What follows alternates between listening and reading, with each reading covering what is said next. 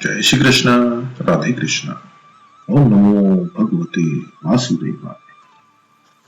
यज्ञों का वर्णन सुनकर ऐसी जिज्ञासा होती है कि उन यज्ञों में से कौन सा यज्ञ श्रेष्ठ है। इसका समाधान भगवान आगे के श्लोक में देते हैं। जिन यज्ञों में द्रव्यों, पदार्थों तथा कर्मों की आवश्यकता होती है वे सभी यज्ञ द्रव्यमय होते हैं। द्रव्य शब्द के साथ मय प्रत्यय प्रचुरता के अर्थ में है। जैसे मिट्टी की प्रधानता वाला पात्र मृण्मय कहलाता है, इसे ही द्रव्य की प्रधानता वाला यज्ञ द्रव्यमय कहलाता है। इसे द्रव्यमय यज्ञ से ज्ञान यज्ञ श्रेष्ठ है, क्योंकि ज्ञान यज्ञ में द्रव्य और कर्मों की आवश्यकता नहीं होती। सभी यज्ञों को भगवान ने कर्मजन्य कहा है। यहां भगवान कहते हैं कि संपूर्ण कर्म ज्ञान यज्ञ में बड़ी समाप्त हो जाते हैं, अर्थात ज्ञान यज्ञ कर्मजन्य नहीं है, प्रत्युत विवेक विचारजन्य है। अतः यहां जिस ज्ञान यज्ञ की बात आई है वह पूर्ण वर्णित 12 यज्ञों के अंतर्गत आए ज्ञान यज्ञ का वाचक नहीं है। प्रत्युत आगे के श्लोक में वर्णित ज्ञान प्राप्त करने की प्रचलित प्रक्रिया का वाचक है। पूर्व वर्णित 12 यज्ञों का वाचक यहाँ द्रव्यमय यज्ञ है। द्रव्यमय यज्ञ समाप्त करके ही ज्ञान यज्ञ किया जाता है। अगर सूक्ष्म दृष्टि से देखा जाए तो ज्ञान यज्ञ भी क्रियाजन्य ही है, परंतु इसमें विवेक विचार की प्रधानता रहती है।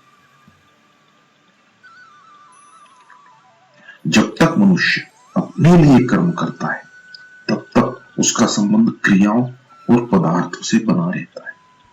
जब तक क्रियाओं और पदार्थों से संबंध रहता है तभी तक अंतःकरण में अशुद्धि रहती है। इसलिए अपने लिए कर्म न करने से ही अंतःकरण शुद्ध होता है। अंतःकरण में 3 दोष रहते हैं। मल अर्थात संचित पाप, दूसरा विक्षेप अर्थात चित्त की चंचलता, और आवरण अर्थात अज्ञान। अपने लिए कोई भी कर्म न करने से अर्थात संसार मात्र की सेवा के लिए ही कर्म करने से जब साधक के अंतःकरण में स्थित मल और विक्षेप दोनों दोष मिट जाते हैं तब वह ज्ञान प्राप्ति के द्वारा आवरण दोष को मिटाने के लिए कर्मों का स्वरूप से त्याग करके गुरु के पास जाता है। उस समय वह कर्मों और पदार्थों से ऊंचा उठ जाता है, अर्थात कर्म और पदार्थ उसके लक्ष्य नहीं रहते, प्रत्युत एक चिन्मय तत्व ही उसका लक्ष्य रहता है। यही संपूर्ण कर्मों और पदार्थों का तत्व ज्ञान में समाप्त होना है। शास्त्रों में ज्ञान प्राप्ति के 8 अंतर्गत साधन कहे गए हैं। पहला विवेक, दूसरा विराग्य, तीसरा समाधि षट संपत्ति अर्थात शम, दम, श्रद्धा, उपरति, तितिक्षा और समाधान, चौथा मुमुक्षुता, पांचवा श्रवण, छठवां मनन, सातवां निधिध्यासन और 8वां तत्व पदार्थ संशोधन। इनमें पहला साधन विवेक है। सत और असत को अलग अलग जानना विवेक कहलाता है। सत असत को अलग अलग जानकर असत का त्याग करना अथवा संसार से विमुख होना विराग्य है। इसके बाद समाधि षट संपत्ति आती है। मन को इंद्रियों के विषय में से हटाना शम है, इंद्रियों को विषय से हटाना दम है। ईश्वर, शास्त्र आदि पर पूज्य भाव पूर्वक प्रत्यक्ष से भी अधिक विश्वास करना श्रद्धा है। व्यक्तियों का संसार की ओर से हट जाना उपरति है। सर्दी, गर्मी आदि द्वंद्वों को सहना, उनकी उपेक्षा करना तितिक्षा है। अंतःकरण में शंकाओं का न रहना समाधान है। उसके बाद चौथा साधन है मुमुक्षुता। संसार से छूटने की इच्छा मुमुक्षुता है। मुमुक्षुता जागृत होने के बाद साधक पदार्थों और कर्मों का स्वरूप से त्याग करके क्षत्रिय और ब्रह्मनिष्ठ गुरु के पास जाता है। गुरु के पास निवास करते हुए शास्त्रों को सुनकर तात्पर्य का निर्णय करना तथा उसे धारण करना श्रवण है। श्रवण से प्रमाणगत संशय दूर होता है। परमात्म तत्व का युक्ति प्रयुक्ति से चिंतन करना मनन है। मनन से प्रमेयगत संशय दूर होता है। संसार की सत्ता को मानना और परमात्म तत्व की सत्ता को न मानना विपरीत भावना कहलाती है। विपरीत भावना को हटाना निधिध्यासन है। प्राकृत पदार्थ मात्र से संबंध विच्छेद हो जाए और केवल एक चिन्मय तत्व शेष रह जाए, यह तत्व पदार्थ संशोधन है। इसे ही तत्व साक्षात्कार कहते हैं। जो सांसारिक भोग और संग्राम में लगे हुए हैं, ऐसे मनुष्य के द्वारा श्रवण होता है शास्त्रों का, मनन होता है विषयों का, निधिध्यासन होता है रुपयों का और साक्षात्कार होता है दुखों का। विचार पूर्वक देखा जाए तो इन सब साधनों का तात्पर्य है असाधन, अर्थात असत के संबंध का त्याग। त्याज्य वस्तु अपने लिए नहीं होती, पर त्याग का परिणाम तत्व साक्षात्कार अपने लिए होता है। प्रशिष्ट भाव यह है कि द्रव्यमय यज्ञ में क्रिया तथा पदार्थ की मुख्यता है, अतः वह कर्म सापेक्ष है।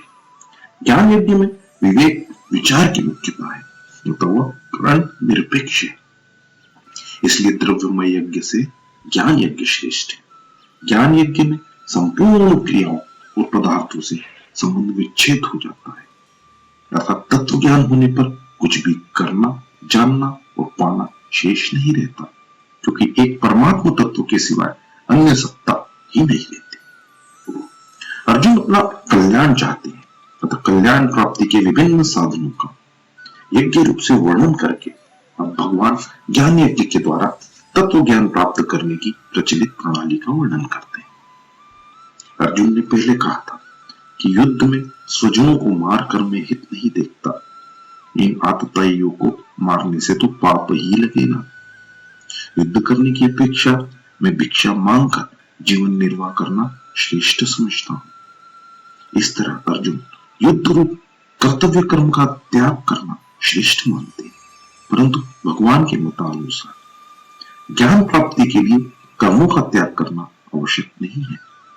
इसलिए हम भगवान अर्जुन से मानो यह कह रहे हैं कि अगर तू कर्मों का स्वरूप से त्याग करके ज्ञान प्राप्त करने को ही श्रेष्ठ मानता है, तो तू किसी तत्वदर्शी ज्ञानी महापुरुष के पास ही जाकर विधि पूर्वक ज्ञान को प्राप्त कर। मैं तुझे ऐसा उपदेश नहीं दूंगा। वास्तव में यह भगवान का अभिप्राय अर्जुन को ज्ञानी महापुरुष के पास भेजने का नहीं, प्रत्युत उन्हें चेताने का प्रतीत होता है। जैसे कोई महापुरुष किसी को उसके कल्याण की बात कह रहा है, पर श्रद्धा की कमी के कारण सुनने वालों को यह बात उसकी जचती नहीं है, तो वह महापुरुष उसे कह देता है कि तू किसी दूसरे महापुरुष के पास जाकर अपने कल्याण का उपाय पूछ। जैसे ही भगवान मानो यह कह रहे हैं कि अगर तुझे मेरी बात नहीं जचती, तो तू किसी ज्ञानी पुरुष के पास जाकर प्रचलित प्रणाली से ज्ञान प्राप्त कर। ज्ञान प्राप्त करने की प्रचलित प्रणाली है कर्मों का स्वरूप से त्याग करके जिज्ञासा पूर्वक श्रोत्रिय और ब्रह्मनिष्ठ गुरु के पास जाकर विधि पूर्वक ज्ञान प्राप्त करना। आगे चलकर भगवान ने 48वें श्लोक में कहा है कि यही तत्व ज्ञान तुझे अपना कर्तव्य कर्म करते करते अर्थात कर्मयोग सिद्ध होते ही दूसरे किसी साधन के बिना स्वयं अपने आप से प्राप्त हो जाएगा।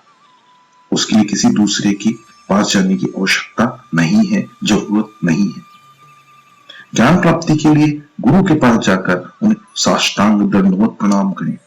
तात्पर्य यह है कि गुरु के पास नीच पुरुष की तरह रहें, जिससे अपने शरीर से गुरु का कभी निरादर तिरस्कार न हो जाए। नम्रता, सरलता और जिज्ञासु भाव से उनके पास रहें और उनकी सेवा करें। अपने आप को उनके समर्पित कर दें, उनके अधीन हो जाए। शरीर और वस्तुएं दोनों उनको अर्पण कर दें।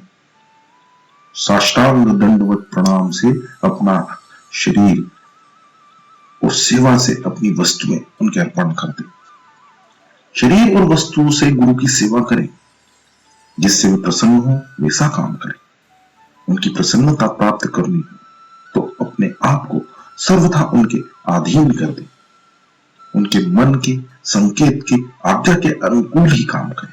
यही वास्तविक सेवा है। संत महापुरुष की सबसे बड़ी सेवा है उनके सिद्धांतों के अनुसार अपना जीवन बनाना। कारण कि उन्हें सिद्धांत जितने प्रिय होते हैं उतना अपना शरीर भी प्रिय नहीं होता। सिद्धांत की रक्षा के लिए वे अपने शरीर तक का सहर्ष त्याग कर देते हैं। इसलिए सच्चा सेवक उनके सिद्धांतों का दृढ़ता पूर्वक पालन करता है।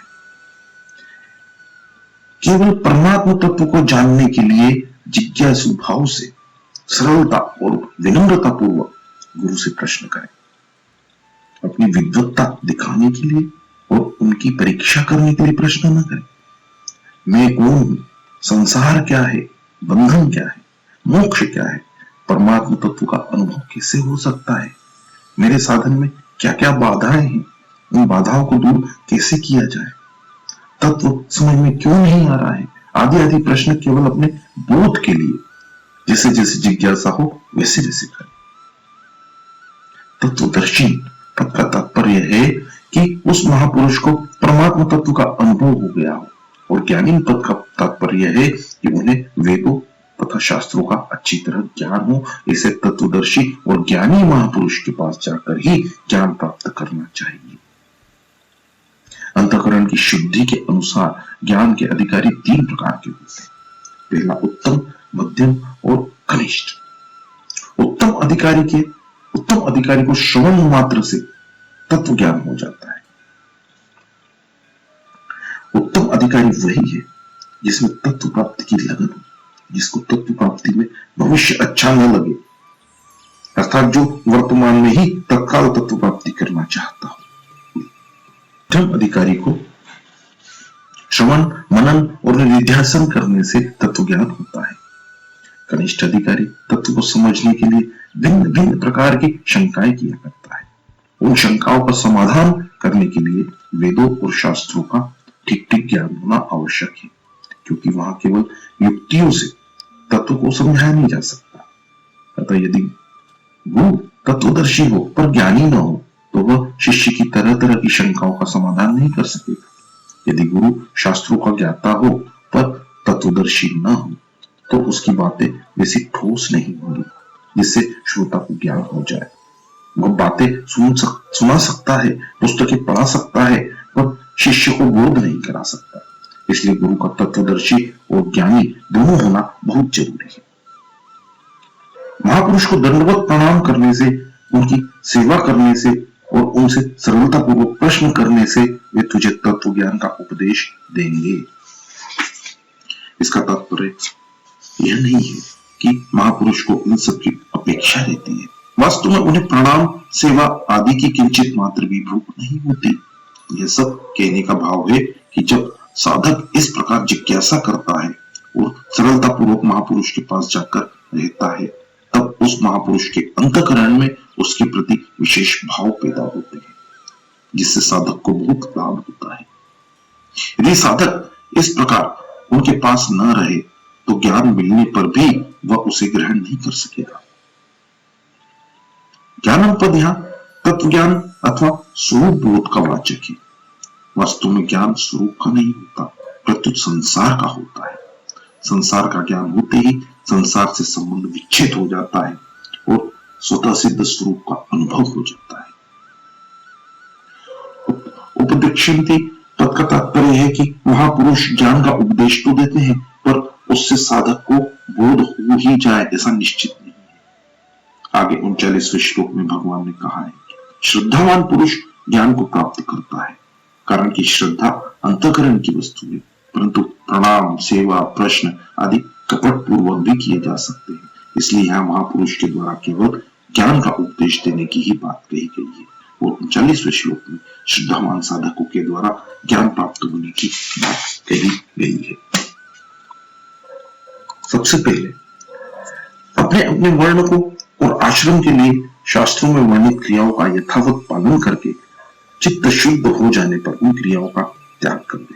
फिर शम, दम आदि साधनों से संपन्न होकर आत्मज्ञान की प्राप्ति के लिए सद्गुरु की शरण में जाए। उस ज्ञान को प्राप्त करने के लिए वह जिज्ञासु साधक हाथ में संविधा लिए हुए विनय पूर्वक वेद शास्त्रों के ज्ञाता और तत्वज्ञानी पुरुष के गुरु के पास जाए।